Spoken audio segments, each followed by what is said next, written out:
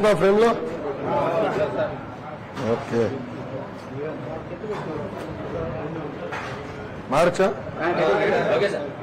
ఏమ్మా చైతన్య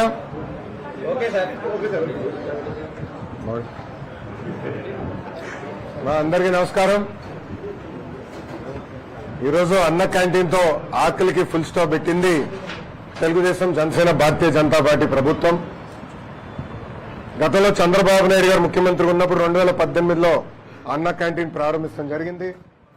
దాంట్లో భాగంగా 203 అన్న క్యాంటీన్లు ఆనాడు ప్రారంభించాం. బాబు సూపర్ 6 హామీల్లో కూడా అన్న క్యాంటీన్ గురించి మాట్లాడటం జరిగింది. దాంట్లో భాగంగా రెండో హామీ కూడా ఈ రోజు తెలుగుదేశం జనసేన భారతీయ జనతా పార్టీ అధికారంలోకి వచ్చిన 100 రోజులు పూర్తి కాకుండా ముందల్నే పూర్తి చేస్తాం జరిగింది. ఆగస్టు 16న 100 అన్న క్యాంటీన్లు ప్రారంభించాం. మిగతా అన్న క్యాంటీన్లు కూడా యుద్ధ ప్రాతిపదికంగా మేము ప్రారంభిస్తాం. గతంలో మనం చూసాం, జగన్మోహన్ రెడ్డి గారు ముఖ్యమంత్రి అయిన తర్వాత ఒకే ఒక సంతకంతో అన్న క్యాంటీన్ కి ఫుల్ స్టాప్ పెట్టారు.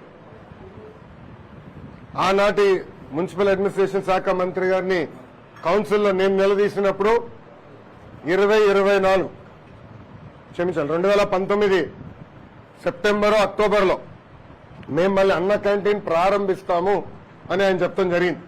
ఫ్లోర్ ఆఫ్ ద హౌస్ లో చెప్తాం జరిగింది. కానీ నాకు ఊసే లేదు. ఎప్పుడన్నా అడిగితే ఖర్చు ఎక్కువ అవుతుందంటారు. ఈ సభాముఖంగా ప్రజలందరూ విషయం ఆలోచించుకోవాలి. జగన్మోహన్ రెడ్డి గారు ఆయన ఫోటో మన ఇంటి పట్టాలు భూ పట్టాల పైన అదే విధంగా సర్వే రాళ్ళ పైన వేసుకునేదానికి సుమారుగా 700 కోట్ల రూపాయలు ఖర్చు పెట్టారు. ఇంకో పక్కన ఆయన ఉండేదానికి విశాఖపట్నం ఋషికొండలో 500 కోట్ల రూపాయలు ఖర్చు పెట్టి ఒక అద్భుతమైన ప్యాలెస్ కట్టుకుంటాం జరిగింది. ఇంతేకాదు ఆయన సొంత పేపర్, అందుకే సాక్షి వచ్చారా లేదా అని అడిగిన, సొంత పేపర్ సాక్షికి ఎవరికి రాని యాడ్స్ 50% ఐఎన్పిఆర్ బడ్జెట్ ద్వారా సుమారుగా 400 కోట్ల రూపాయలు 5 సంవత్సరాల్లో ఆయన సొంత పేపర్ కి ఇచ్చుకుంటాం జరిగింది. సంవత్సరానికి ఈ 203 అన్న క్యాంటీన్లు నడిపించాలంటే సుమారుగా 200 కోట్ల రూపాయలు ఖర్చు అవుతుంది. అంటే జగన్మోహన్ రెడ్డి కట్టుకున్న ప్యాలెస్ బదులు నిరుపేద కుటుంబాలకి అన్నం 3 పూటలు పెట్టుంటే, భోజనం 3 పూటలు పెట్టుంటే 2.5 సంవత్సరాలు ఆ డబ్బులతో పెట్టుండొచ్చు. లేదంటే సాక్షికి ఇచ్చిన డబ్బుల ద్వారా 2 సంవత్సరాలు పెట్టుండొచ్చు.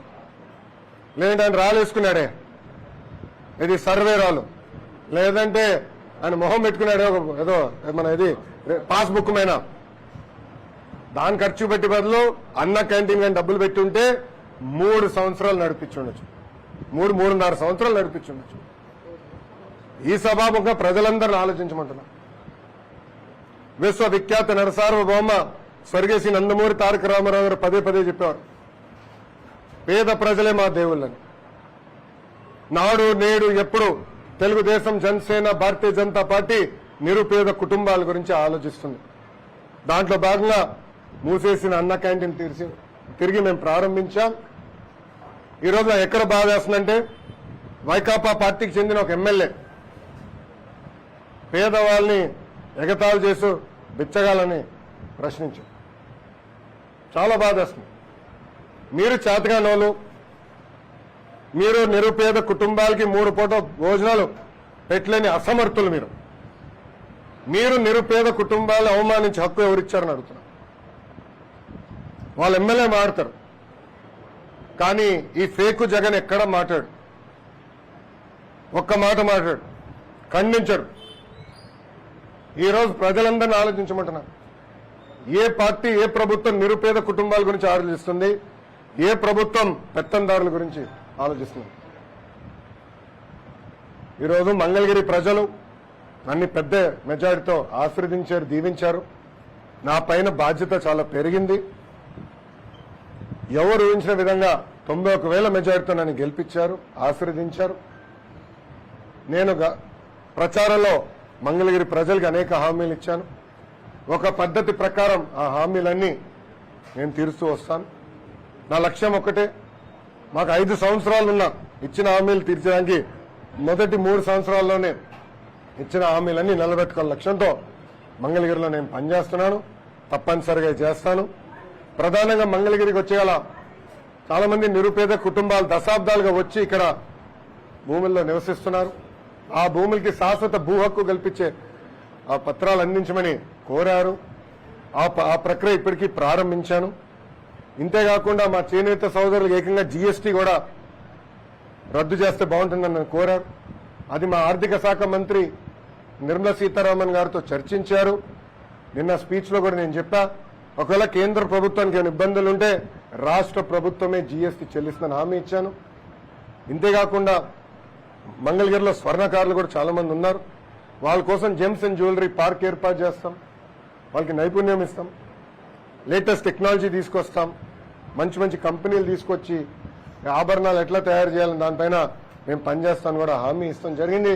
దానికి ఇప్పటికీ నేను అధికారులకు ఆదేశాలు జారీ చేశా. భూములు ఎత్తుకుతున్నాం, మాస్టర్ ప్లాన్ కూడా తయారు చేశాం. త్వరలోనే ఆ పని కూడా ప్రారంభిస్తాం. ఇంకా భూగర్భ డ్రైనేజ్, 24 గంటలు తాగునీరు, ఇంకా ఒక ఆలోచన కూడా చేస్తున్నాం, అండర్ గ్రౌండ్ విద్యుత్ తీగలు కూడా అండర్ గ్రౌండ్ చేస్తే బాగుంటుందని. ఇలా కొన్ని వినూత్నమైన ఆలోచనలతో నేను మంగళగిరి ప్రజల్లో పనులు పూర్తి చేసి వెళ్తాను. ఇచ్చిన ప్రతి హామీ తూచా తప్పకుండా నిలబెట్టుకునే బాధ్యత తెలుగుదేశం, జనసేన, భారతీయ జనతా పార్టీతో పాటు వ్యక్తిగతంగా మీ ఎమ్మెల్యే మీ లోకేష్ తీసుకుంటాడని ఈ సభాముఖంగా హామీ ఇస్తూ, ఇప్పుడు మీడియా మిత్రులు కానీ ప్రశ్న ఉంటే దానికి సమాధానం చెప్పేదానికి సిద్ధంగా ఉంది. అన్నా క్యాంటీన్లో ప్రజల భాగస్వామ్యం కావాలి, ఆర్థికంగా కొంత స్థిరపడిన వాళ్ళు ముందుకు రావాలని చంద్రబాబు గారు పిలుస్తున్నారు, మీరేం చెప్తారు సార్? అన్న ఎన్టీఆర్ ఆనాడు తిరుమలలో అన్నదానం అని మొదలుపెట్టారు. దాతలు ఆనాడు 3 కోట్ల రూపాయలు ఇచ్చారు. ఇప్పుడు దాదాపు 1800 కోట్ల రూపాయలు ఫిక్స్డ్ డిపాజిట్ ఉంది అన్నదానం ట్రస్ట్ కి.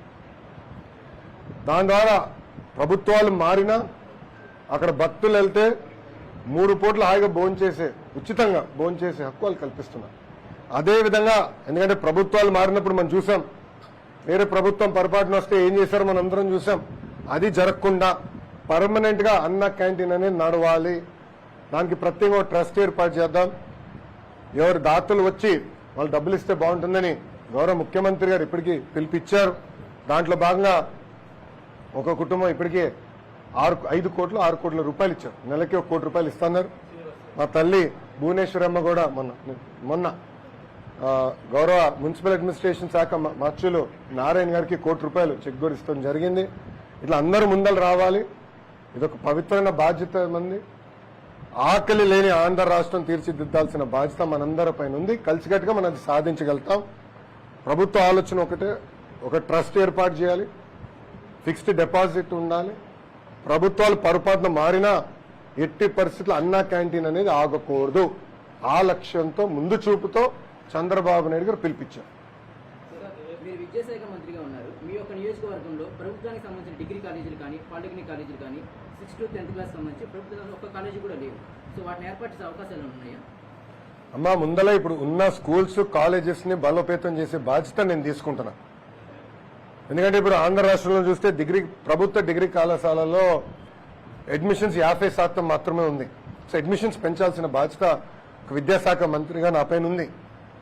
అదేవిధంగా స్కూల్స్ వచ్చేగల ఈ ప్రభుత్వం చేతగానితనం వల్ల గత 2 సంవత్సరాల్లో 2 లక్షల మంది విద్యార్థులు తగ్గిపోయారు ప్రభుత్వ పాఠశాలలు. లోవెస్ట్ ఎవర్కి వచ్చేసాం. గత 10 సంవత్సరాల్లో లోవెస్ట్ ఎవర్కి వచ్చేసాం.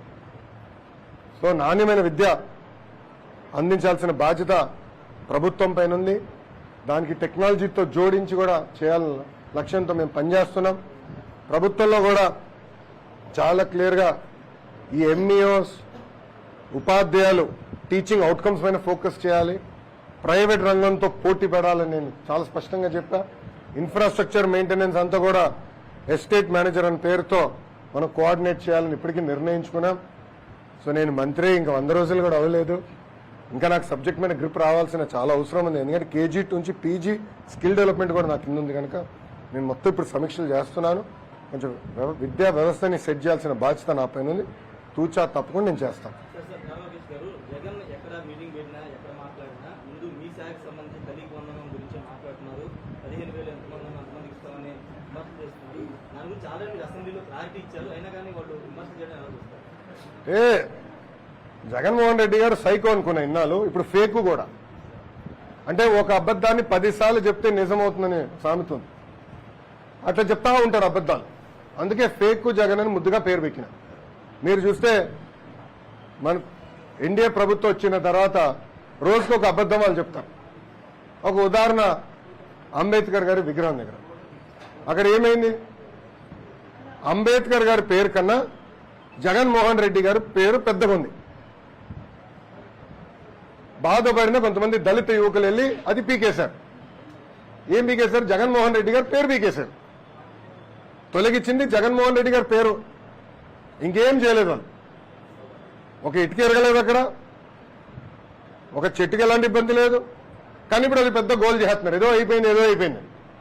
ఈ సభాముగా అడుగుతున్న వాళ్ళందరినీ, విదేశీ విద్య అంబేద్కర్ గారి పేరు పెట్టింది ఆనాటి ప్రభుత్వం, తెలుగుదేశం ప్రభుత్వం. మళ్ళీ అంబేద్కర్ గారి పేరు తీసి జగన్మోహన్ రెడ్డి గారి పేరు పెట్టింది ఎవరు? జగన్మోహన్ రెడ్డి గారి ప్రభుత్వం. దానికి సమాధానం చెప్పండి. అందుకే ముద్దుగా ఫేక్ జగన్ అని పెట్టిన. అబద్ధాలు చెప్తానే ఉంటాడు. 2019 అబద్ధాలు చెప్పే ముఖ్యమంత్రి అయ్యాడు. ప్రతిపక్షానికి వచ్చిన తర్వాత కూడా, పులివెందుల ఎమ్మెల్యే అయిన తర్వాత కూడా అబద్ధాలు ఈరోజు చెప్తున్నాడు. ఆల్రెడీ సెర్చ్ కమిటీ ఏర్పాటు చేయాలి. త్వరలోనే శాశ్వత వీసీలు ఏర్పాటు చేస్తాం.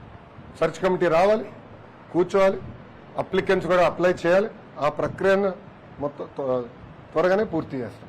మీ ఇంటి మీద దాడికి వచ్చిన జోగి రమేష్ తనయుడిని అరెస్ట్ చేస్తే కూటమి ప్రభుత్వం పాలన మీద కంటే కక్ష సాధింపులు చేయడానికి ప్రాధాన్యత ఇస్తుందని మన కామెంట్ చేస్తాం. రెడ్ బుక్ లో నేను ఏం చెప్పా? రెడ్ బుక్ గురించి నేను చాలా క్లారిటీ ఇవ్వాలనుకుంటున్నాను ఈరోజు. నా ప్రతి స్పీచ్ చూడండి. ఎవరైతే చట్టాలు ఉల్లంఘించి కార్యకర్తల్ని, ప్రజల్ని ఇబ్బంది పెట్టారో వాళ్ళని నేను వదిలిపెట్టాను అని స్పష్టంగా హామీ ఇచ్చాను. మళ్ళీ రిపీట్ చేస్తున్నా, చట్టాలు ఉల్లంఘించిన ఓకే. జోగి రమేష్ గారు అబ్బాయి ఏం చేశాడో ప్రజలు తెలుసుకోవాలి. అగ్రిగోల్డ్ భూమి పత్రాలు తీసుకుని ఫేక్ పత్రాలు సృష్టించి అతని పేరుపై ట్రాన్స్ఫర్ చేసుకుని అమ్మేశాడు. అగ్రిగోల్డ్ బాధితులు చాలా మంది ఇప్పటికీ ఇబ్బంది పడుతున్నారు. వాళ్ళకి రావాల్సిన డబ్బులు ఇంకా చాలా ఉన్నాయి. అగ్రిగోల్డ్ భూములపైన ఫేక్ పత్రాలు సృష్టించి అమ్మేశాడు, డబ్బులు సంపాదించాడు. అంటే యాక్షన్ తీసుకోకూడదా? తెలుగుదేశం, జనసేన, భారతీయ జనతా పార్టీ ప్రభుత్వం రేపు లిక్కర్లో కూడా యాక్షన్ తీసుకుంటాం, ఇసుక దండాల్లో కూడా యాక్షన్ తీసుకుంటాం. అంటే అడ్డగోలుగా ప్రజల భూమి దోచేసినా మేమేం పట్టించుకోకూడదా? మేము ఆనాడు హామీ ఇచ్చా, ఊరూరు మాట్లాడా ఎర్ర బుక్ గురించి.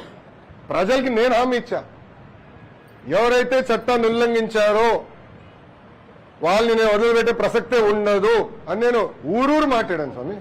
ఎర్ర బుక్ పట్టుకుని తిరిగా చూపించా ప్రజలకి. అందుకే ప్రజలు మాకు అంత అద్భుతమైన మ్యాండేట్ ఇచ్చారు. దాని ఒక్కోళ్ళే కాదు, అందరం కలిసికట్టుగా పోరాడడం. దాంట్లో భాగంగా రెడ్ బుక్ ఒక మ్యాండేట్ మాకు. నేను ఊరూరు చూపించా రెడ్ బుక్. నేను ప్రతి పబ్లిక్ మీటింగ్ లో చూపించా. ప్రజల నిన్న ప్రతి నియోజకవర్గంలో మేము గెలిచాం. సో ప్రజలు మాకు అంత క్లియర్ మ్యాండేట్ ఇచ్చారు. సో ప్రజలు కూడా చాలా క్లియర్గా ఉన్నారు. ఎవరైతే తప్పు చేశారో వాళ్ళని వదిలిపెట్టొద్దని క్లియర్గా చెప్తున్నారు. అది అమలు చేస్తాం.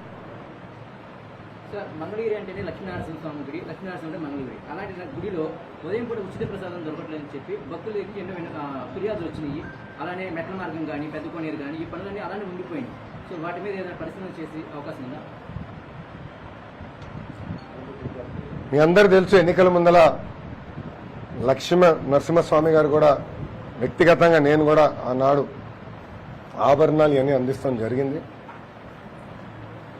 చాలా మంది నాకు వచ్చి చెప్పారు, మొత్తం గుడిని, కోనేరుని, పానకాల స్వామి కూడా మొత్తం ఆ ప్రాంతం అభివృద్ధి చేస్తే బాగుంటుందని చెప్పారు.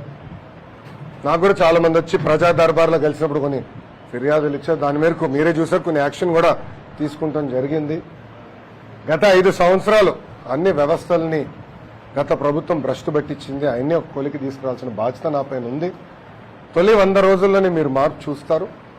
గుడికి వచ్చేగల నేను అనేక మందితో మాడుతున్నా, ప్లానర్స్తో డిస్కస్ చేస్తున్నా, ఎలా చేస్తే బాగుంటుంది, అభివృద్ధి ఎలా చేస్తే బాగుంటుంది, గెస్ట్ హౌస్లు, కాటేజీలు ఎక్కడ ఏర్పాటు చేయాలి, భక్తులకి ఎలాంటి ఇబ్బంది లేకుండా మనం గుడిని అభివృద్ధి చేస్తే బాగుంటుంది ఆలోచనతో ఉన్నా. వాళ్ళతో చర్చించా. అది త్వరలోనే ఆ మాస్టర్ ప్లాన్ ప్రజల ముందర పెడతా. ఇంకా మంగళగిరి నియోజకవర్గ ట్రాఫిక్ కూడా చాలా పెద్ద సమస్య మనకి.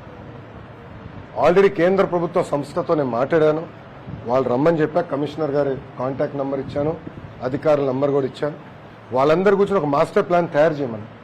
అంటే ట్రాఫిక్ మేనేజ్మెంట్ ఎట్లా చేయాలి, ఎక్కడ ట్రాఫిక్ లైట్స్ రావాలి, అండర్ పాస్లు రావాలి, మొత్తం మాస్టర్ ప్లాన్ తయారు చేయాలని లక్ష్యంతో మేము పనిచేస్తాం. అవన్నీ కూడా త్వరలోనే ప్రజల ముందర పెడతాం. వాళ్ళ అభిప్రాయాలు తెలుసుకున్న తర్వాత అవి అమలు చేస్తాం. రాష్ట్ర వ్యాప్తంగా అనేక సమస్యలు మీ దృష్టికి వస్తే పరిష్కారం అవుతున్నాయి. కానీ గుంటూరు జిల్లాలో ఇప్పుడు ఎన్నికైనటువంటి ఎమ్మెల్యేలు అధికారులతో చాలా సమస్యలు ఎదుర్కొంటున్నారు. మీరు జిల్లా మంత్రిగా రివ్యూ మీటింగ్ ఎప్పుడు పెట్టేటటువంటి అవకాశం ఉంది, దాంతోపాటు ఎమ్మెల్యేలతో మాట్లాడుతున్నారు. ఆల్రెడీ శాసనసభ్యులు అందరూ నేను కలుస్తున్నానమ్మా. నా దృష్టికి అయితే ఆ సమస్య రాలేదు. అందరితోనే మాడుతున్నా, నా దృష్టికి అయితే రాలేదు. ఒకరిద్దరు అధికారులు ఇంకా గత ప్రభుత్వంలో ఉన్నారు. అంటే మేము ఏంటంటే కక్ష సాధింపు భాగంగా ఏదో ఆలోచన ఏదో మాకు లేదు. అందరినీ తీసేయాలన్న ఆలోచనలు మేము లేము. ఎవరైతే పని చేయగలుగుతారో, ఎవరైతే బాగా పనిచేశారు గతంలో, వాళ్ళని ప్రోత్సహించాల్సిన బాధ్యత మా పైన ఉంది. ఎవరైతే చట్టాన్ని ఉల్లంఘించి మమ్మల్ని ఇబ్బంది పెట్టారో వాళ్ళని వదిలిపెట్టే పరిస్థితి ఉండదు. అది క్లారిటీగా ఉన్నాను. సో తప్పనిసరి ఇన్ఛార్జ్ మంత్రులు కేబినెట్లో నిర్ణయించి వేస్తారు. దాన్ని బట్టి ఇన్ఛార్జ్ మంత్రి గారు అందరితో కూర్చుని లోకల్గా ఉన్న సమస్యలు పరిష్కరిస్తారు.